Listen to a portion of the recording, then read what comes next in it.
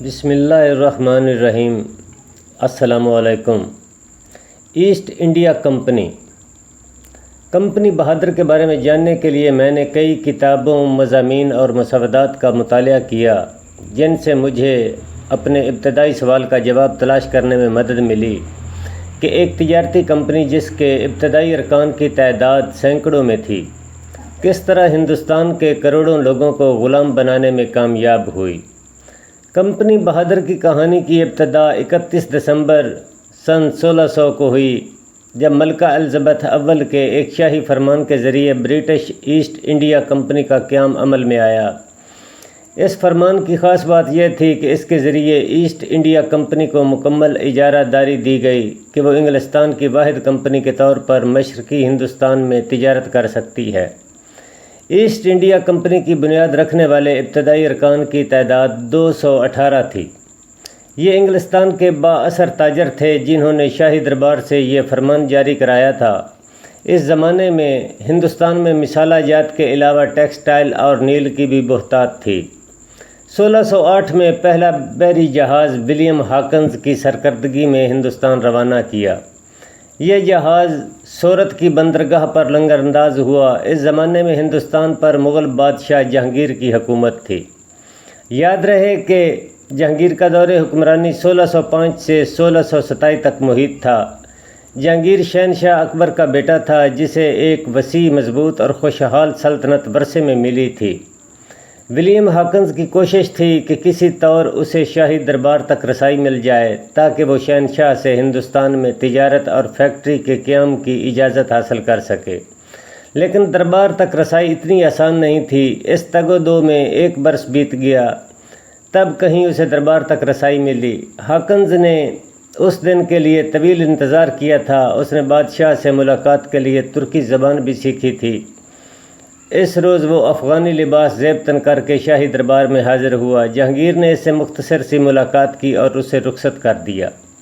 Hawkins اپنے mission میں کامیاب نہ ہو سکا۔ تب انگلستان میں ایسٹ انڈیا کمپنی کے کار پردازوں نے بادشاہ جیمز سے ملاقات کی اور یہ درخواست کی کہ حکومتی سطح کا کوئی نمائندہ ہندوستان بھیجا جائے تاکہ وہ شہنشاہ جہانگیر سے ملاقات کرے اور اس سے ہندوستان میں تجارت کا باقاعدہ اجازت نامہ حاصل کرے۔ بادشاہ کی اجازت سے اس بار ایک جہاں دیدہ سفارتکار تھامس رائے کا انتخاب کیا گیا، جسے سیاست اور سفارتکاری کا وسیع تجربہ تھا۔ اس دفعہ ایسٹ انڈیا کمپنی مکمل تیاری سے مغل بادشاہ پر جال پھینکنا چاہتی تھی اور اس کے لیے تھامس رائے سے بہتر کوئی شخص نہ تھا۔ یہ 1615 کا سال تھا جب سر تھامس رائے ہندوستان پہنچا۔ وہ جانتا تھا کہ ڈپلومیسی میں صبر سے کام لینا ہوتا ہے۔ وہ 3 سال تک جہانگیر کے دربار میں رہا۔ بالآخر وہ شہنشاہ جہانگیر سے یہ اجازت لینے میں کامیاب ہو گیا کہ ایسٹ انڈیا کمپنی سورت کے مقام پر فیکٹری تعمیر کر لے۔ مغل بادشاہ کی اجازت کمپنی بہادر کے لیے کامیابی کا پہلا قدم تھا۔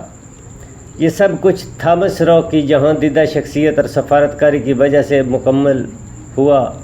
اسے یہ علم تھا کہ جو بٹن ہاتھوں سے کھل سکتے ہیں انہیں دانتوں سے کھولنے کی ضرورت نہیں۔ یہی بات انگلستان واپس آ کر اس نے ایسٹ انڈیا کمپنی کے لوگوں سے کہی کہ ہندوستان میں ہمیں تجارت کا اجازت نامہ مل گیا ہے، اب ہمیں خود کو تجارت تک محدود رکھنا چاہیے اور خواہ مخواہ کی جنگی محاذ آرائی سے گریز کرنا چاہیے۔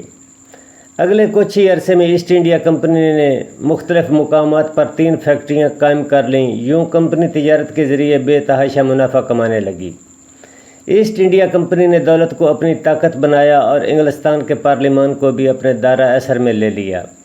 ایسٹ انڈیا کمپنی کو ہندوستان کے تجارتی میدان میں قدم جمائے اب کافی عرصہ گزر چکا تھا۔ دولت کی چکا چوند نے انہیں ضرورت سے زیادہ پر اعتماد اور نڈر بنا دیا تھا۔ کمپنی کی غیر ذمہ دارانہ سرگرمیاں اب عام ہونے لگی تھیں اور یہ سب کچھ کمپنی کے 1681 میں بننے والے گورنر سر چائلڈ کی ایما پر ہو رہا تھا، جو ایک اکھڑ شخص تھا اور طاقت کو ہر مسئلے کا حل سمجھتا تھا۔ وہ بنگال کے نواب کے احکامات کو بھی خاطر میں نہ لاتا تھا۔ اس کی ناپسندیدہ سرگرمیوں کی اطلاع جب بنگال کے نواب شائستہ خان تک پہنچی تو اس نے مغل بادشاہ کو ایک خط کے ذریعے صورتحال سے آگاہ کیا۔ یہ 1686 کا سال تھا۔ اس وقت ہندوستان کا حکمران اورنگزیب تھا۔ औरंगज़ेब एक सख्त गीर बादशाह था जो 1658 से 1707 तक हिंदुस्तान का हुक्मरान रहा। जब बंगाल के गवर्नर शाइस्ता खान का ख़त औरंगज़ेब तक पहुंचा तो उसका गुस्सा इंतहाइयों को छूने लगा। उधर सर चार्ल्स ने इजहार निदामत के बजाय मुकाबला करने का फ़ैसला किया और इंग्लिस्तान को फ़ौजी मदद भेजने के लिए दरख्वास्त दे दी। ये ईस्ट इंडिया कंपनी का मुग़ल सल्तनत से पहला बराह रास्त टकराव था। सर चार्ल्स की दरख्वास्त पर इंग्लिस्तान से ईस्ट इंडिया कंपनी की मदद के लिए फ़ौजी और असला हिंदुस्तान पहुंच गया था। इस असले में तोपें भी शामिल थी। बरतानवी बहरी जहाज़ों ने मुग़लों की बंदरगाहों का मुहासरा कर लिया।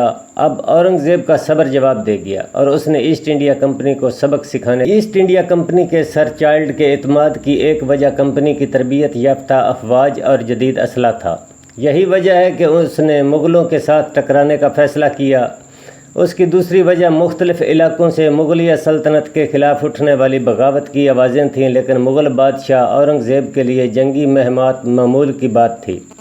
सर चार्ल्स पर फ़ौज कशी से ज़रा पहले वो गोलकंडा और ओध की फ़ौजों को शिकस्त देकर इक़्तिदार पर अपनी गिरफ्त मजबूत कर चुका था।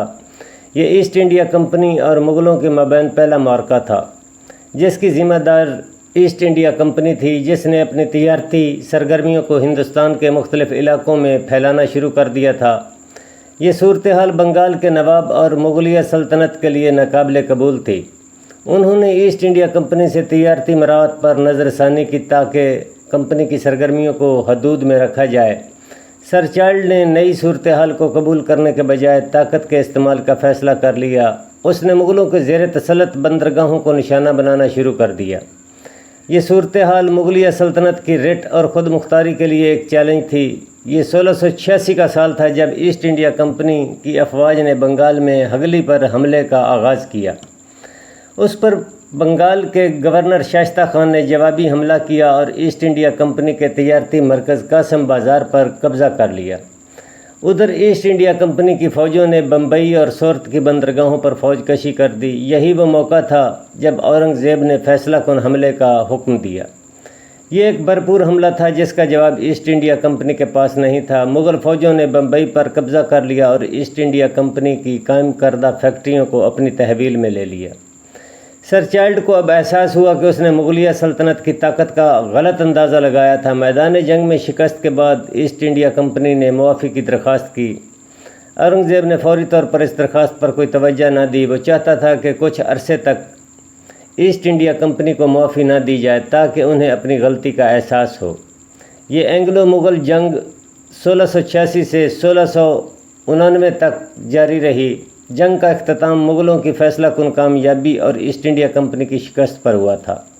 सुलह के लिए औरंगज़ेब ने कड़ी शराइत आयद की। ईस्ट इंडिया कंपनी के पास इन शराइत को मानने के अलावा कोई चारा न था। इन शराइत के मुताबिक ईस्ट इंडिया कंपनी को अपने जारहाना तर्ज़ अमल का हर्जाना अदा करना होगा। नंबर 2, ईस्ट इंडिया कंपनी को मुग़ल बादशाह औरंगज़ेब से बाज़ाब्ता माफ़ी मांगना होगी।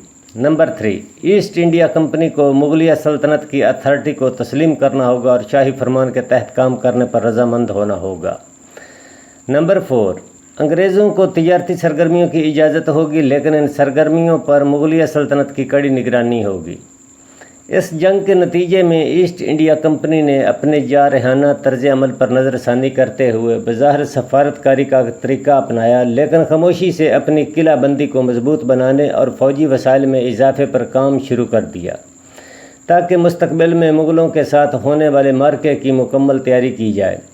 इस जंग के ख़ात्मे पर बज़ाहिर तो अमन कायम हो गया, लेकिन हालात पर नज़र रखने वालों को इस बात का इल्म था कि ये जंग यहाँ रुकने वाली नहीं। मुस्तक़बिल में ईस्ट इंडिया कंपनी और मुग़लिया सल्तनत में जंग नागुज़ीर है। जंग में शिकस्त के बाद ईस्ट इंडिया कंपनी ने बज़ाहिर सफारतकारी का लिबादा ओढ़ लिया, लेकिन दर पर्दा उसने सारी कोशिशें दिफाई सलाहियतों को मजबूत करने पर सरफ कर दीं। कहानी में आगे बढ़ने से पहले आइए उस वक्त के हिंदुस्तान के मंजरनामे पर एक नज़र डालते हैं। 17वीं सदी के हिंदुस्तान में बेशतर हिस्सों पर मुग़लों की हुकूमत थी। उन्होंने अपनी सल्तनत को मुख्तलिफ़ सूबों में तकसीम किया हुआ था। दिल्ली का सूबा मुग़लिया सल्तनत का दारुल हुकूमत था, जबकि आगरा इंतज़ामी अमूर का मरकज़ था। लाहौर मुग़लिया सल्तनत का अहम सूबा था। बंगाल का सूबा तिजारती सरगर्मियों का मरकज़ और हिंदुस्तान का अमीर तरीन सूबा था। گجرات کا صوبہ بھی تجارتی سرگرمیوں کا ایک اہم مرکز تھا، بہار کا صوبہ سلطنت کا زرعی مرکز تھا اور اودھ کا صوبہ ثقافتی سرگرمیوں کی اماج گاہ تھا۔ کشمیر کا صوبہ ایک طرف قدرتی خوبصورتی سے بھرپور تھا اور دوسری طرف اس کی اسٹریٹجک اہمیت تھی۔ جنوب میں واقع دکن کا صوبہ بھی مغلیہ سلطنت کا حصہ تھا، لیکن کئی طاقتیں یہاں حکمرانی کی دعوے دار تھیں۔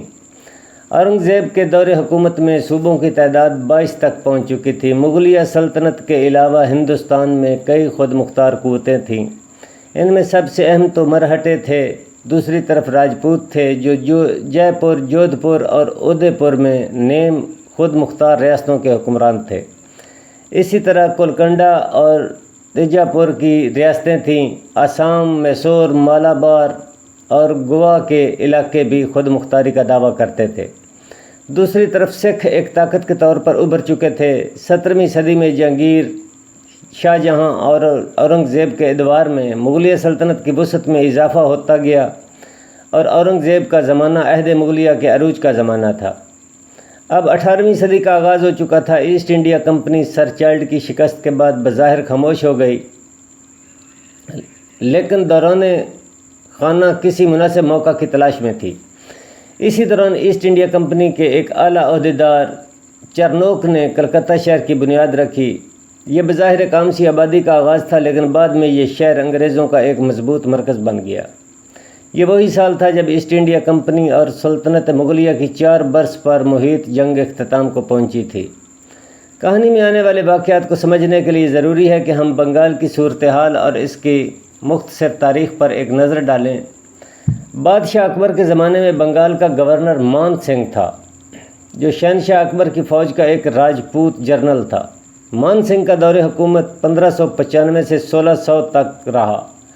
اس دوران مان سنگھ نے بنگال میں سلطنت مغلیہ کی تسلط کو مضبوط بنایا۔ مان سنگھ کے بعد اسلام خان اول نے بطور گورنر بنگال کا اقتدار سنبھالا۔ اسلام خان اول نے ڈھاکہ کو بنگال کا دارالحکومت بنایا۔ اسلام خان کے دور حکومت میں مقامی بغاوتوں نے سر اٹھایا، لیکن اس نے برمی اور افغان بغاوتوں کا سر کچل دیا۔ اسلام خان کا دور 1606 سے 1613 تک پھیلا ہوا تھا۔ اب شائستہ خان کی حکومت آئی، یہ اورنگزیب کا عہد تھا۔ جب بنگال میں شائستہ خان کی حکومت تھی، کہتے ہیں شائستہ خان ایک قابل اور کامیاب حکمران تھا۔ اس نے اپنے دور حکومت میں برمیوں کو شکست دی اور مغلیہ سلطنت کو مزید وسعت دی۔ اس کے ساتھ ساتھ تجارت اور تعمیر و ترقی پر بھی زور دیا۔ وقتی طور پر ایسٹ انڈیا کمپنی نے جارحانہ پالیسی سے اجتناب کر لیا تھا اور مغلوں کی سلطنت خوشحال، وسیع اور مستحکم تھی۔ 18ویں صدی کا آغاز ہو چکا تھا، سب کچھ معمول کے مطابق چل رہا تھا۔ یہ 1707 کا سال تھا جب اورنگزیب تقریباً 50 سال کی حکمرانی کے بعد انتقال کر گیا۔ ملک بھر میں ماتم کی فضا تھی، لیکن ایسٹ انڈیا کمپنی کے لیے یہ ایک خوشگوار خبر تھی، کیونکہ ان کے راستے کی سب سے بڑی رکاوٹ دور ہو چکی تھی۔ ہندوستان میں تاریخ کا دھارا ایک نیا رخ لینے والا تھا۔ جاری ہے، انشاءاللہ اگلی قسط میں اور احوال بتائیں گے۔ اللہ حافظ۔